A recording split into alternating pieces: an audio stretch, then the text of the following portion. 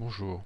Dans cette vidéo, nous allons découvrir au travers d'un TP l'utilisation de base des outils d'Onshape. On va s'appuyer sur un petit mécanisme. On va donc commencer à concevoir les principales pièces, puis finir par un assemblage. Alors, on va commencer par réaliser un travail sur cette petite pièce. Donc vous aurez également en téléchargement disponible la fiche guide pour la création de cette pièce. On va donc passer directement sur le logiciel Onshape. Je considère que vous avez su créer votre compte sur Onshape et vous savez donc vous connecter et vous arrivez sur votre interface. Donc pour concevoir une pièce, on va aller sur Create, Document, et là on va appeler ce document Born. Alors Born, ce sera le nom de l'assemblage qui sera réalisé à la fin. Donc dans Onshape, on a la possibilité, contrairement à d'autres modeleurs, de mettre dans le même document toutes les pièces que l'on va concevoir. Donc là je vais partir sur un Part Studio. Donc c'est une feuille, un onglet qui permet de créer la pièce. Donc je vais suivre au fur et à mesure mon document. Donc là je vais ouvrir un sketch, je vais cliquer sur le plan frontal et je vais orienter mon plan. Donc là j'ai choisi prendre le plan front. Donc je me mets sur mon plan front. Voilà, il est là. Et j'ouvre un sketch. Je fais un clic droit et je fais View Normal to Sketch. Ça permet d'avoir une vision face à nous. Alors, on va retrouver les outils de modélisation sous la forme d'une barre en partie haute de l'écran.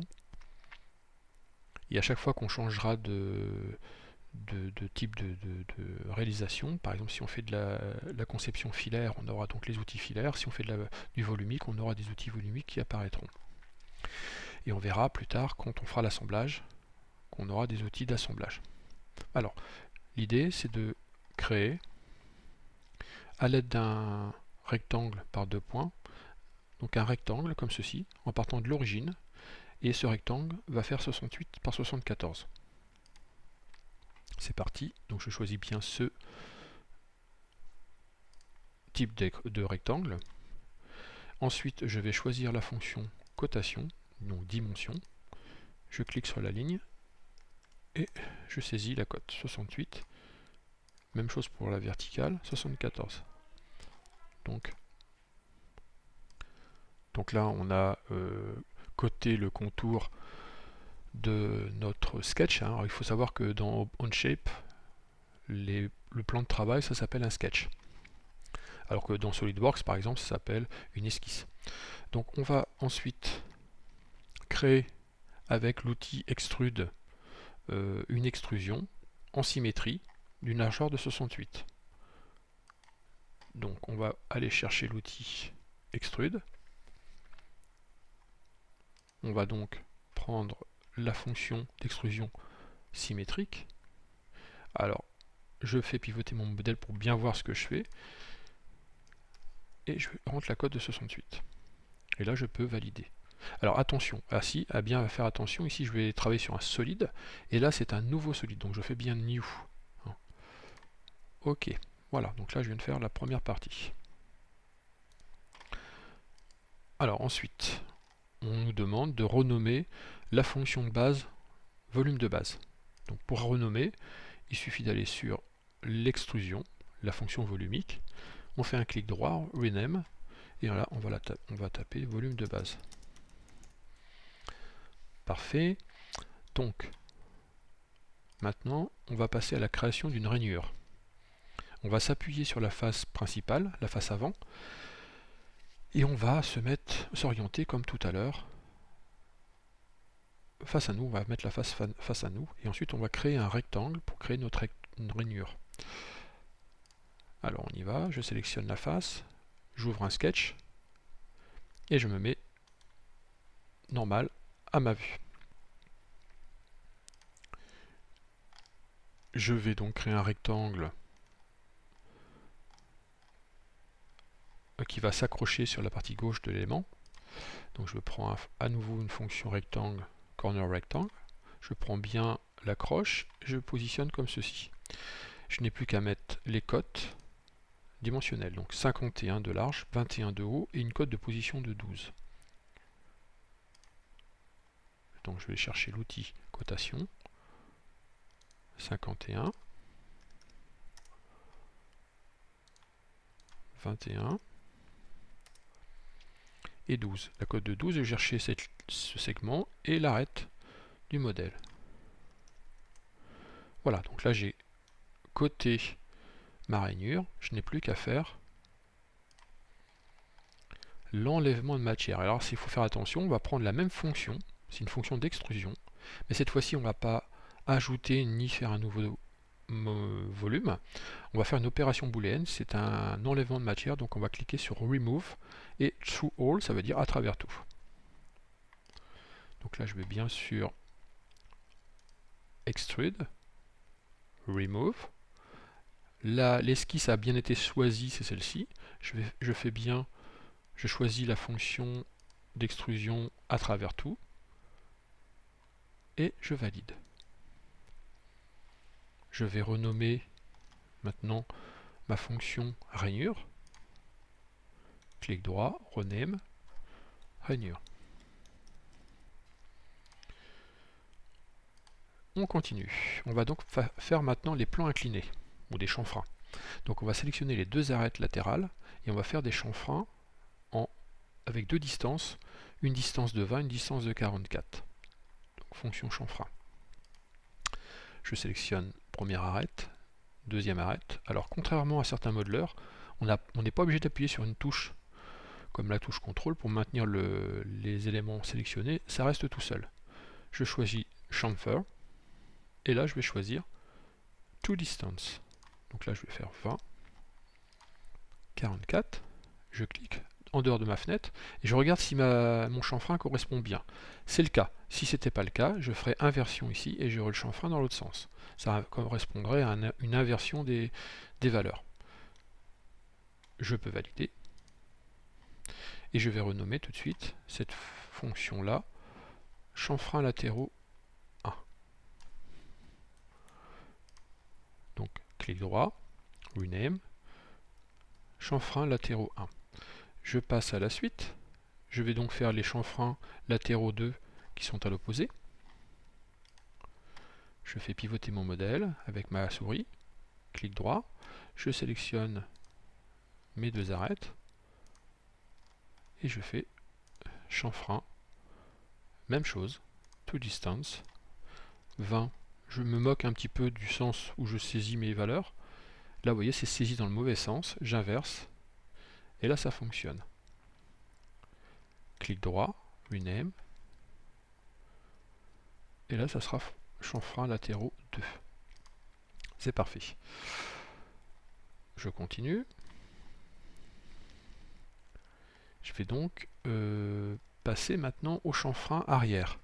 Donc je vais sélectionner cette arête et je vais choisir la fonction chanfrein, chamfer. Et là, je vais prendre cette fois-ci une condition distance-angle. La distance sera de 24 et l'angle de 45. Je fais pivoter mon modèle. Je zoome. Je vais chercher mon arête. Chamfer. Distance-angle. Donc c'est 20, 24, 45. 24, 45 degrés. Voilà, c'est bon. Je valide. Et là, je vais la renommer cette fonction chanfrein arrière. Clic droit, renommer chanfrein arrière. Voilà. Bien. Alors, on a déjà fait pas mal de choses. Voyons la suite. Alors maintenant, on va faire un trou débouchant. Le trou débouchant, on va s'appuyer sur la face supérieure. Alors dans Onshape, on va créer un sketch sur cette face et on va directement créer un cercle. On n'a pas besoin de faire des lignes de construction comme dans certains logiciels comme SolidWorks. L'alignement du point va se faire tout seul. Alors on regarde tout de suite les cotes. On a du diamètre 20 et une cote de position de 20. Alors on est parti. Donc je sélectionne ma surface, je fais un sketch et je vais choisir la fonction chamfer. Alors pour être bien orienté, je fais un clic droit, vue normale, comme ça je suis tranquille, je suis bien aligné. Je prends la fonction cercle, je me positionne, vous voyez, en alignement de l'origine qui est là, il reconnaît automatiquement la position. Donc je clique pour positionner le centre, j'écarte pour positionner le rayon ou le diamètre. Il ne me reste plus qu'à coter le diamètre. Donc là il s'agit d'un diamètre 20. Et je vais coter la position par rapport à mon arête avant. Et là c'est une position de 20. Voilà. Donc là je viens de créer mon contour, mon trou. Je vais passer à la réalisation de l'enlèvement de matière. Donc là je vais cette fois-ci faire un remove through hole. Donc c'est-à-dire je vais enlever de la matière à travers tout. Donc je vais bien faire la fonction extrusion parce qu'il s'agit bien d'une extrusion. Je fais non pas un ajout de matière mais un remove. Et là la condition de fin ça va être through hole à travers tout. Et je valide. Voilà. Donc vous voyez c'est relativement simple. On continue. Alors je vais renommer ma fonction trou débouchant. Rename, trou débouchant. On passe maintenant à la face avant, on va faire un trou lamé débouchant. Donc cette fois-ci, on va faire une esquisse sur la face avant, on va placer un point avant de pouvoir réaliser une fonction chanfrein. C'est parti. Donc la position, la cote de position est à 13. On va la faire tout de suite. Donc je choisis la face avant, je crée un sketch, je me mets normal à ma face avant, donc clic droit, vue normale, je crée un point, je m'aligne, vous voyez, sur mon origine toujours, donc là je vais être bien sur le plan de symétrie, je crée mon point, et là je vais coter la position de mon point par rapport à l'arête supérieure. Et là j'ai 13. À partir de là, je vais fermer mon esquisse et je vais passer par la fonction all. Alors on va aller voir, on va jeter un petit coup d'œil sur la fiche de guidance. On passe par la fonction all et là on va prendre un counterboard, c'est-à-dire un trou lamé. On va faire on va percer le trou en borgne. On va choisir une fonction customisée, c'est-à-dire ça va pas être une fonction standard dimensionnellement d'un trou lamé, comme pour recevoir une vis à tête cylindrique, mais on va faire un trou lamé particulier. Donc on renseignera ces valeurs-là tout à l'heure. Donc on repasse ici. Je vais donc faire un counterboard blind, ça c'est bon, custom. Alors ce que je vous disais tout à l'heure, on peut passer aussi sur des valeurs ISO, et là on peut choisir s'il s'agit d'un trou classique avec le type de diamètre pour les vis, etc. Donc là je vais passer en custom. Alors le diamètre de perçage, on va aller jeter un œil, c'est 5, le lamage 12, profondeur 1. Donc ici on a 5, le diamètre de lamage 12, la profondeur de lamage 1, et la profondeur de perçage, on s'en fiche, puisque on va déboucher. Voilà, je choisis ici le sketch point to place hole, ça veut dire choisir le point où le trou lamé va être réalisé, je pivote et je vois ce qui se passe. Donc là c'est parfait. Je valide. Alors si j'avais fait true, là c'est-à-dire qu'il aurait percé à travers tout et j'aurais un trou qui déboucherait derrière. C'est pas ce que je souhaite. Donc là je vais bien prendre blind. Ok. Je valide. Voilà, mon trou lamé est terminé. Je vais renommer mon trou lamé.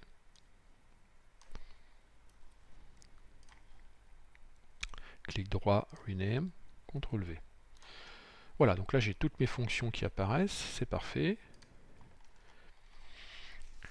J'ai terminé. Alors il existe également des fonctions taraudage dans Onshape, mais ça fait appel à des apports complémentaires. Je ne veux pas voir ça dans les TP.